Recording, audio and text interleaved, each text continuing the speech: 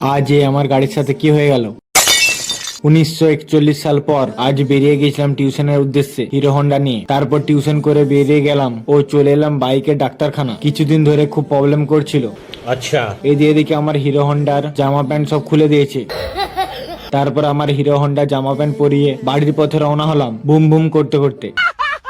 তারপর আবার মুনু আর আমি বেরিয়ে গিয়েছিলাম মুনুর মডিফাইড নিনজা থার নিয়ে। এটি যাই তাই নিনজা থার লয়লা, এটির পিক আপ অসাধারণ। তারপর আমাদের বিখ্যাত গেট পার হয়ে গেলাম। তারপর চলে এলাম ছেলেদের বিউটি পার্লারে মেকআপ করার জন্য, হেয়ার কাট করার জন্য। হেয়ার কাট হতেই হিরো আলমের মতো ভাব দিতে লেগে গেলাম। এদিকে মুনু মনে মনে বলছে এই তো 36 কেজির ছেলে, তার আবার 89.5 কেজির ভাব মারছে। তোমরা কমেন্টে বলবে গাইস কেমন লাগছে হেয়ার কাটটা। তোমরা এখানে সব রকমের হেয়ার কাট, ফেসিয়াল ইত্যাদি করতে পারবে। লোকেশনটা হলো রাধানগর সবজি মার্কেটের রাস্তায় সরস্বতী মন্দিরের বিপরীত দিকে। তারপর আবার বিখ্যাত গেট পার হয়ে গেলাম। এখন আমার ভাগ্যটা ভালোই চলছে।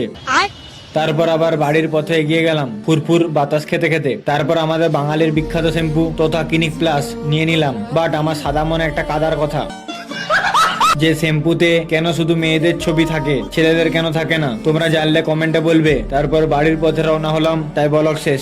खत्म।